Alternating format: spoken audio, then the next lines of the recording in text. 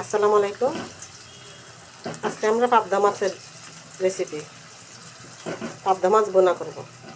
আমার পেঁয়াজটা লাল হয়ে গেছে, এখন বাটা পেঁয়াজ দিয়ে দিই।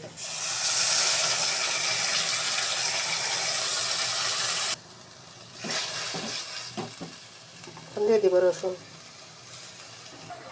আমার এখানে 8টা পাবদা মাছ আছে, এই মাছটা বোনা করবো। এখন দিয়ে দেবো হলুদ গুঁড়ো,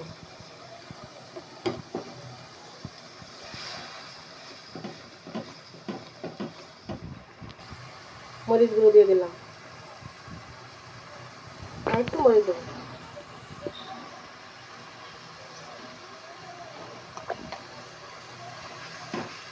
মশলাটা কষো, তারপরে মাছ দিয়ে দিব।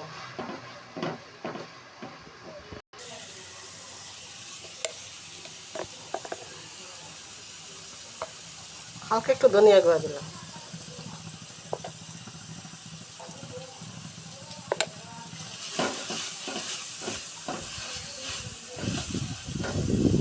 মশলাটা ভালো করে কষিয়ে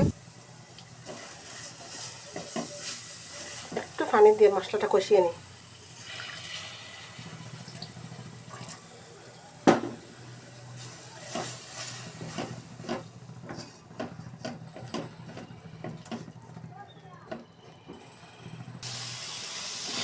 মশলাটা প্রায় ভাজা হয়ে গেল, এখন দিয়ে দিব লবণ। লবণটা আগে দিয়ে দিই মশলার মধ্যে, এতে সব জায়গায় মাঝে মাছ লবণটা লাগে।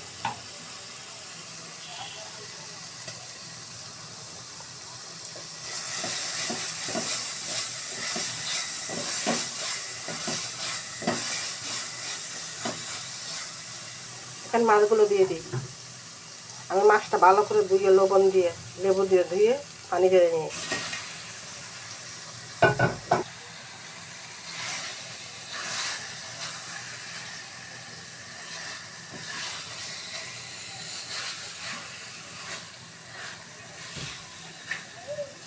ডেকে রেখে দিই।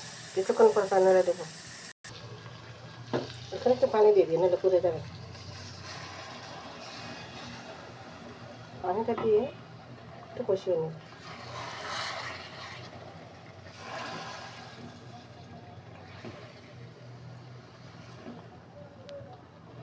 কম আগুন দিয়ে একটু কষিয়ে নিই। মাছটা সেদ্ধ হচ্ছে, এখন দিয়ে দেবো কাঁচামরিচ।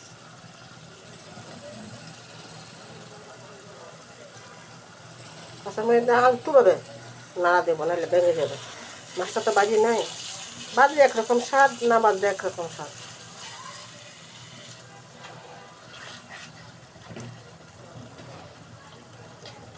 একটু পরে দিয়ে দিব ঝুল আর ধনে পাতা। এখন দিয়ে দিব ঝুলটা।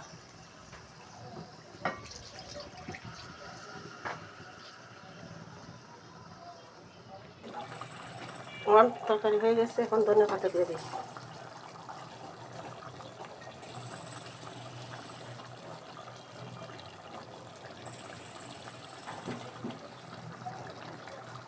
ধনে পাতা দিয়ে 5 মিনিট না, 1 মিনিট দমে রেখে দিই।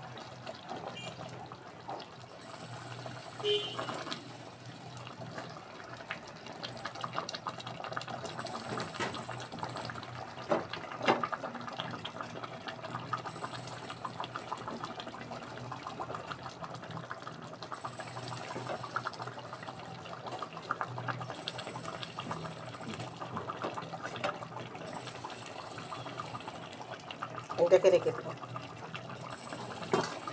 5 মিনিট, তারপরে পরিবেশন। আমার পাবদা মাছ হয়ে গেছে, এটা হলো আমার লাস্ট। অনেক স্বাদ হয়েছে, লবণ চেক করছিলাম, অনেক স্বাদ।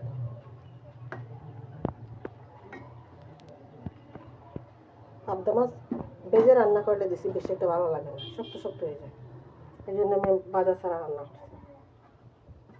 ধনে পাতা দিয়ে 5টা মিনিট দমে রেখে দিয়েছি।